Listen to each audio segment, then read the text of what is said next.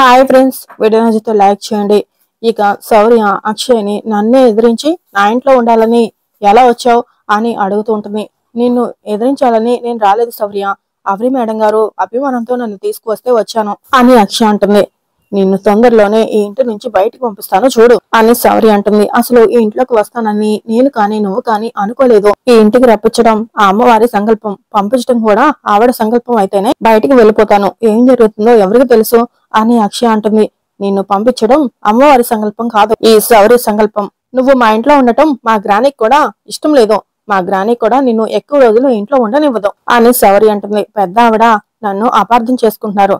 నేను ఇంటి నుంచి బయటకు వెళ్లే పరిస్థితి వస్తే కూడా క్షణం ముందైనా జరిగిన తప్పులో నా ప్రమేయం లేదని నిరూపించుకొని బయటకు వెళ్తాను అని అక్షయ చెప్తూ ఉండగా ఏం జరుగుతుందో చూద్దాం అని చెప్పేసంటూ చాలా కోపంగా శౌర్య అక్కడి నుంచి వెళ్తూ ఉంటుంది. ఇక అక్షయ శౌర్య నన్ను శత్రువులా భావించకుండా ఒక స్నేహితురాల్లా భావించేలా తొందరగా చేయతల్లి అని అమ్మవారికి దండం పెట్టుకుంటూ ఉంటుంది. ఇక అంతలో శేఖర్ అవని కోసం చాలా సంతోషంగా ఎదురు చూస్తూ ఉండగా అంతలో అవని వచ్చి భోజనం చేద్దాం రండి అని పిలిచి వెళ్ళబోతూ ఉండగా అవని ఒక్క నిమిషం, ఇంకా మనం దూరంగా ఉన్నట్టు రండి అంటావేంటి? ఇక నుంచి నువ్వు నన్ను రండి అని కానీ సార్ అని కానీ పిలవాల్సిన అవసరం లేదు. ఇంతకు ముందులా చక్కగా బాబా అని పిలవచ్చు, ఇంతకు ముందులా ముద్దులు పెట్టుకోవచ్చు, కవులిచ్చుకోవచ్చు, ఇంకా ఏమైనా చేసుకోవచ్చు అని అంటూ ఇక శేఖర్ అవనిని హక్ చేసుకుంటాడు. కానీ అవని మాత్రం వదలండి వదలండి అని శేఖర్ ని వెనక తోసేస్తుంది. ఇక శేఖర్ షాక్ అవుతూ చూస్తూ ఉండగా నేను ఇంటికి రావటానికి, మనం ఇలా కలవటానికి కారణం అక్షయ, అందుకే వచ్చాను, అంతేకాని అన్ని మర్చిపోయి రాలేదు. అక్షయకు నాకు మధ్య ఏం జరిగిందంటే అని జరిగిన స్టోరీ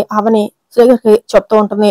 ఇక అవని అక్షయాన్ని కూర్చోబెట్టి నీకు కావేరి వల్ల, శౌరి వల్ల, బంటు వల్ల నీకు ఇబ్బంది కలుగుతుంది కదా, అందుకే నేను ఒక నిర్ణయం తీసుకున్నాను. నువ్వు నాతో పాటు నా ఇంటికి వచ్చేస్తావా? నిన్ను నా కన్న బిడ్డలా చూసుకుంటాను అని అవని అడుగుతూ ఉండగా కానీ అక్షయ మాత్రం ఆలోచిస్తూ ఉంటుంది.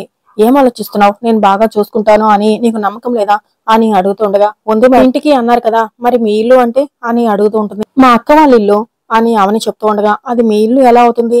మీ మెట్టినిల్లు అంటే మీ ఇల్లు అవుతుంది. మీతో రావడానికి నాకు ఎలాంటి అభ్యంతరం లేదు, కానీ నాకు ఒక కోరిక ఉంది అని అక్షయ్ చెప్తూ ఉండగా ఏంటది అని అవని అడగగానే ముందుగా మీరు శేఖర్ సార్ కలవాలి, మీరు ఒకే ఆఫీస్ లో పనిచేసేవారు అని అనుకున్నాను, కానీ భార్యాభర్తలని పల్లెటూరు జాతరలో తెలిసింది. మీ మధ్య వచ్చిన గొడవల వల్ల దూరం అయిపోయారు. మీరిద్దరు కలుస్తాను అంటే మీతో వస్తాను, అది కూడా మీ పుట్టింటికి కాదు, మీ మెట్టినింటికి. మీరు భర్తకి దగ్గరగా ఉండాలి, సార్ కి భార్య దగ్గరగా ఉండాలి, నాకు మీరిద్దరు పేరెంట్స్ లా ఉండాలి, టోటల్ గా ఒక కుటుంబం కలిసిమెలిసి ఉండాలి, అందులో నేను ఉండాలి. అందుకు మీకు అభ్యంతరం లేకపోతే చెప్పండి, నాకు మీతో రావడానికి ఎటువంటి అభ్యంతరం లేదు అని అక్షయ చెప్తూ ఉంటుంది. ఇక దాంతో అవని షాక్ అవుతూ ఉంటుంది. ఇక అలా జరిగిన స్టోరీ మొత్తం శ్రీగర్ కి చెప్పి మనం కలవటం అక్షయ కోరుకుంటుంది. అక్షయ చేసిన ఆలోచన కూడా నాకు బాగా నచ్చింది. అక్షయ అందరూ ఉన్న అనాథలా ఉంది కాబట్టి అక్షయకి పెద్ద కుటుంబాన్ని ఇచ్చిందని అవుతానని వచ్చాను. అంత చిన్న వయసులో అంత గొప్పగా ఆలోచించడం మరొకరి వల్ల కాదు. ఈ సందర్భంలో మీకు మరొక విషయం కూడా చెప్పాలి, పల్లెటూరులో ప్రసాదం తయారు చేసింది నేను కాదు అక్షయ అని అవని చెప్పడంతో శేఖర్ ఒక్కసారిగా షాక్ అయిపోతూ ఏంటి అక్షయ చేసిందా అని అడుగుతుంటాడు. అవును, అక్షయ అమ్మవారి వరప్రసాదం అని పూజారి గారు అన్నారు, అందుకే తన వల్ల సాధ్యమైంది అని అవని చెప్తూ ఉండగా అయితే ఈ విషయం నువ్వు అక్కడే ఎందుకు చెప్పలేదు? ఇప్పటికైనా మించిపోయిందేమీ లేదు, అమ్మ వాళ్ళకి ఆ విషయం చెప్తాను, అమ్మ వాళ్ళకి అక్షయ మీద ఉన్న ద్వేషమైన తొలగిపోతుంది అని చెప్పేసి అంటూ శేఖర్ వెళ్ళబోతూ ఉండగా అవని వద్దు, అక్షయ ఆ విషయం ఎవరికి చెప్పొద్దు అని నా దగ్గర మాట తీసుకుంది, అందుకే చెప్పలేదు. అదిగాక అక్షయ మీద మిగతా వాళ్ళకి మంచి అభిప్రాయం లేదు కాబట్టి ఇప్పుడు మనం చెప్పినా నమ్మరు, అందుకే చెప్పలేదు. అక్షయ మన ఇంట్లో ఉంటే బాగుంటుందని తీసుకుని వచ్చాను అని అవని చెప్తూ ఉండగా అంటే నీకు భర్త అవసరం లేదనమాట అని అడుగుతూ ఉంటాడు. విరిగినంత సులభం కాదు అతుకోవడం, మీకు దగ్గర కావడానికి కొంత సమయం పడుతుంది, భోజనానికి రండి అని చెప్పేసి అవని వెళ్తూ ఉంటుంది. ఇక తర్వాత మార్నింగ్ అవుతుంది. వేదవతి ఒక్కతే సోఫాలో కూర్చొని ఆలోచిస్తూ ఉండగా అంతలో ప్రసాదరావు వచ్చి పాలు తీసుకోవేదా అని ఇస్తూ ఉండగా మీరెందుకు తెచ్చారండి, వసంత ఇస్తుంది కదా అని వేదవతి అంటుంది. పర్వాలేదులే, ఇంతకీ ఏం ఆలోచిస్తున్నావు అని అడుగుతూ ఉండగా అవని మీద ఉన్న ఇష్టంతో అక్షయని ఇంట్లో ఉండనిచ్చాం. ఒక పక్క ఇష్టం లేని పిల్ల, మరో పక్క పద్ధతులు తెలియని పిల్ల, నాలాంటి జనం కలిగిన మనవరాలు, నాకు కావలసిన మనవరాలు మనకి దొరకట్లేదండి, అదేనండి నా ఆలోచన అంతా, నా బాధ అంతా అని వేదవతి అంటుంది. ఏం చేద్దాం, మొదటి నుంచి మనం ఆలోచిస్తున్న వాటికి వాస్తవంలో జరుగుతున్న వాటికి సంబంధం లేకుండా ఉన్నాయి అని ప్రసాదరావు అంటూ ఉండగా అందులో ప్రసాదరావుకి ఫోన్ రావడంతో చూస్తూ ఉంటాడు. ఎవరండి అని వేదవతి అడుగుతూ ఉండగా ఏదో అన్నోన్ నంబర్ అని చెప్తూ ఉండగా చూడండి అని వేదవతి చెప్పడంతో వెంటనే ఫోన్ లిఫ్ట్ చేసి హలో ఎవరండి అని ప్రసాదరావు అడుగుతూ ఉండగా హిమాలయాల నుంచి సిద్ధేశ్వర స్వామి, ఓం నమ శివాయ, నేను ప్రసాదరావు గారు సిద్ధేశ్వర స్వామిని అని చెప్తూ ఉంటాడు. వెంటనే ప్రసాదరావు ఆశ్చర్యపోతూ స్వామి మీరా అని అడుగుతూ వెంటనే వేద సిద్ధేశ్వర స్వామి గారు అని చెప్తూ ఉండగా అవునా స్వీకారం చేయండి అని చెప్తూ ఇక ఇద్దరు స్వీకారం చేసి నమస్కారం స్వామి అని చెప్తూ ఉండగా నమస్కారం అని అంటూ ఉండగా ఎంత కాలమైందండి మీ మాటలు విని అని అంటుంటే అవునమ్మా అని అనగానే మీ గురించి చాలా ప్రయత్నాలు చేశాం అని ప్రసాదరావు చెప్తూ ఉండగా తెలిసింది శిష్యులు అప్పుడప్పుడు కబురు పెడుతూనే ఉన్నారు మీతో మాట్లాడే అవకాశం కుదరలేదు ఈలోగా 5 వార్షికాలు జరిగిపోయాయి సరే మీరందరూ ఎలా ఉన్నారు అని గురువుగారు అడుగుతూ ఉండగా ఏం చెప్పమంటారు గురువుగారు మీరు హిమాలయాల్లో తపస్సు చేసుకుంటూ గడపడం వల్ల మాకు దిక్కు లేనట్టు అయిపోయింది అని వేదవతి అంటుంది అలా మాట్లాడతావేంటమ్మా 5 సంవత్సరాల క్రితం నేను చెప్పిన విధంగా మహర్జాతకంతో మనవరాలు పుట్టింది కదా తన మహిమలు కనబడుతున్నాయా తన రూపం అమ్మవారి రూపంలో ఉందా అని గురువు గారు అడుగుతుంటారు అందులో అక్షయ ఇంట్లో తులసి కోట చుట్టూ ప్రదక్షిణాలు చేస్తూ ఉంటుంది వేదవతి ఇంకెక్కడ మనవరాలు స్వామి పురిట్లోనే చనిపోయింది అని చెప్తూ ఉండగా గురువు గారు షాక్ అవుతూ ఉంటారు అంతలో అవని మేడ నుంచి కిందికి వస్తూ ఉండగా మా ఇంట్లో కాంతులు వెతజల్లే అఖండ దీపం అవుతుందనుకున్న మా మనవరాలు ఆనాడే అందరికి అన్యాయం చేసి వెళ్ళిపోయింది అని వేదవతి చెప్తూ ఉండగా అవునా అలా జరిగిందా అని గురువు గారు అడుగుతుండగా అవును స్వామి అంతా మా దురదృష్టం అని ప్రసాదరావు అంటూ ఉంటాడు అవని వాళ్ళ మాటలు వింటూ ఉంటుంది ఈ గురువు గారు మాత్రం ఆ బిడ్డ జాతకంలో మరణం కనిపించలేదు ఎక్కడో ఉండే ఉంటుంది ఏదో పొరపాటు జరిగింది అని గురువు గారు అనుకుంటూ ఉండగా మా మనవరాల గురించి అంత గొప్పగా చెప్పిన మీరు తన మరణం గురించి ఎందుకు చెప్పలేదు స్వామి మాట్లాడరేంటి స్వామి అని వేదవతి అడుగుతూ ఉంటుంది నేను వీలు చూసుకొని తొందరలో హైదరాబాద్ వస్తాను వచ్చినప్పుడు మాట్లాడుకుందాం ఉంటానమ్మా అని చెప్పేసి ఫోన్ పెట్టేసి అవనికి పుట్టిన బిడ్డ కారణ జన్మరాలు ఆ బిడ్డ చనిపోతుంది అని గురువు గారు అనుకుంటూ ఉంటారు మరోవైపు వేదవతి అవనికి పుట్టిన బిడ్డ చనిపోయింది అంటే గురువు గారు ఏం మాట్లాడరేంటండి అని వేదవతి ప్రసాదరావుని అడుగుతుండగా ఆనాడు స్వామీజీ చెప్పిందంతా అబద్ధం కాబట్టి మీరు స్వామీజీతో మాట్లాడినంతా నేను విన్నాను అందుకే నేను ఒక నిర్ణయానికి వచ్చాను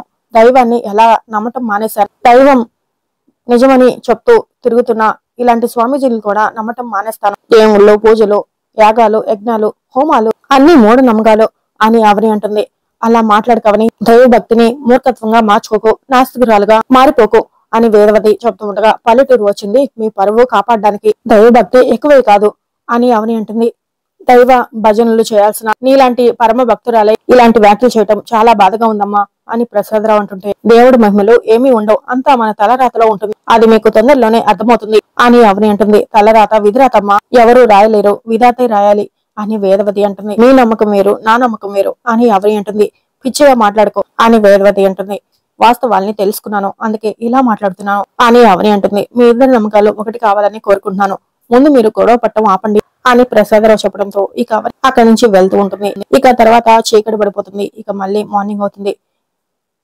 అక్షయ ఈ రోజు కూడా తులసి కోట చుట్టూ ప్రదక్షిణాలు చేస్తూ ఉంటుంది అంతలో ఆ ఇంటికి ఇద్దరు భార్యాభర్తలు వస్తారు అక్షయను చూస్తూ పిల్ల ఎంత సాంప్రదాయంగా ఉందండి అని అంటూ ఉండగా అవును సుధా ఈ ఇల్లు ఆచార సాంప్రదాయాలకి నిలయం తులసికోట ముందు బాలదేవతలా కనిపిస్తున్న ఈ పాప ఖచ్చితంగా వేదవతి గారి మనవరాలా ఏంటుంది అని ఆమె భర్త అంటూ ఉండగా సరేనండి వెళ్లి పలకరిద్దాం పదండి అని చెప్తూ ఉండగా పాప పూజ చేసుకుంటుంది ఇప్పుడు డిస్టర్బ్ చేయొద్దులే ముందు వేదవతి గారిని కలుద్దాం పదా అని ఇద్దరు లోపలికి వచ్చి నమస్కారం అండి వేదవతి గారు అని చెప్తూ ఉండగా మీరు లోపలికి రండి అని పిలవగానే ఇద్దరు లోపలికి వెళ్లి కూర్చొని బాగున్నారా అని అడుగుతుండగా మేము బాగానే ఉన్నాం మీరు బాగున్నారా అని వేదవతి అడుగుతూ ఉంటారు మీ జైల్లో ఉన్నారేంటి అని అడుగుతుండగా అనుకోకుండా ఒక ప్రమాదం జరిగిందిలే అని ప్రసాదరావు చెప్తుండగా మిమ్మల్ని ఇలా వీల్ చైర్ లో చూడాల్సి వస్తుందని అనుకోలేదు అని అంటూ ఉండగా అంతలో పెద్దరాజు వసంత అక్కడికి వచ్చి వసంత చక్రపాణి వాళ్ళు వచ్చినట్టున్నారు చక్రపాణి గారు మీరు 5 ఏళ్లు మా ఇంటి పక్క నుండి తర్వాత అమెరికా వెళ్లిపోయారు కాబట్టి మా ఇంటి విషయాలు మీకు తెలియకుండా పోయాయి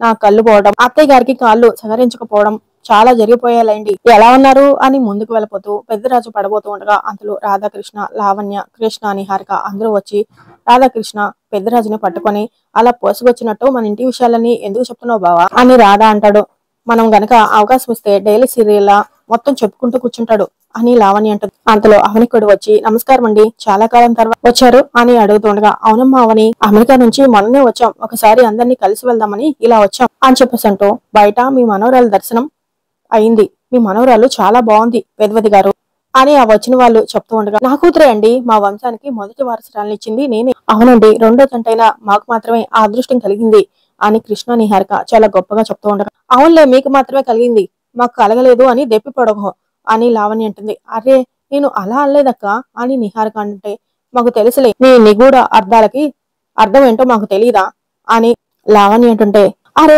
ప్రతి చిన్న విషయానికి ఎందుకు వదినా మీరు ఫీల్ అవుతారు అని కృష్ణ అడుగుతుండగా, మేమేం ఫీల్ అవ్వలేదురా, నీ పెళ్ళామే ఫీల్ అయ్యేలా చేసింది అని రాధాకృష్ణ అంటాడు. అలా వాళ్ళిద్దరు గొడవ పడుతూ ఉండగా అందులో శ్రీకర్ వచ్చి అతిథుల ముందు కూడా ఎలా ఉండాలో తెలియకుండా పోయింది, మీరు మౌనం వహించలేరా అని శ్రీకర్ అరుస్తూ ఉంటాడు. అందులో వేదవతి ఇంకా ఆపండి అని అరుస్తూ ఉండగా, మీ ఇంటి సమస్యలు ఇంకా తీరినట్లేవో, ఏది ఏమైనా మీ మనవరాలు మాత్రం మాకు బాగా నచ్చింది అని చెప్తూ ఉండగా, అంత బాగా నచ్చిందా, నా లెక్క ప్రకారం నచ్చకూడదే అని పెద్దరాజు అంటూ ఉండగా, అందులో శౌర్య నిహా నిహా అని పిలుస్తూ మేడ మీద నుంచి కిందకు వస్తూ ఉండగా, వీళ్ళేమో బయట చూసాము అన్నారు, ఈ పిల్ల రాక్షసేమో మేడ మీద నుంచి వస్తుంది, మరి ఎలా చూస్తారు వసంత అని పెద్దరాజు అడుగుతూ ఉండగా, మీరు నోరు వేయండి అని వసంత అరుస్తూ ఉంటుంది.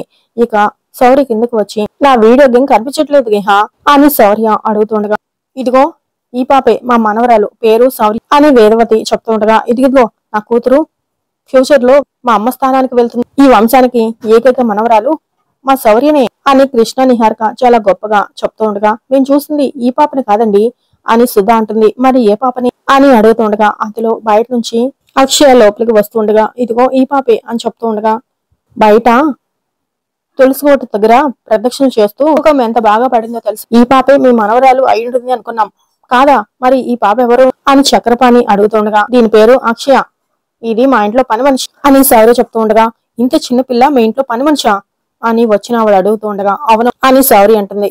ఏంటి వేదవతి గారు మాకంతా అయోమయంగా ఉంది అని సుధా అడుగుతూ ఉండగా, అక్షయ పని మనిషి కాదండి, మా బంధువుల అమ్మాయి, కొన్ని పరిస్థితుల వల్ల మా ఇంట్లో ఉంటుంది, మాకు పుట్టకపోవచ్చు కానీ మా కూతురు లాంటిదే అని శేఖర్ అని చెప్తూ ఉంటారు. ఇంత పద్ధతిగా ఉండేసరికి ఈ పాపే మీ మనవరాలు అనుకున్నాం అని సుధా అంటుంది. మనవరాలు కాకపోవచ్చు, పని మనిషి అయితే కాదండి, పైగా ఈ కుటుంబానికి ఎంతో మేలు చేసింది, ఒక ప్రమాదం నుంచి నా భర్తని కాపాడింది, అంతేకాదు పల్లెటూరు జాతరలో ప్రసాదం అని అవని నిజం చెప్పబోతూ ఉండగా, కానీ అక్షయ మేడం నేను చెప్తాను కదా అని చెప్పేసి అంటూ అవని మేడం గారు ప్రసాదం తయారు చేస్తుంటే ఆ వస్తువు ఈ వస్తువు అందిస్తూ సహాయం చేసేయాలండి అని అక్షయ మాట మార్చి చెప్తూ ఉంటుంది.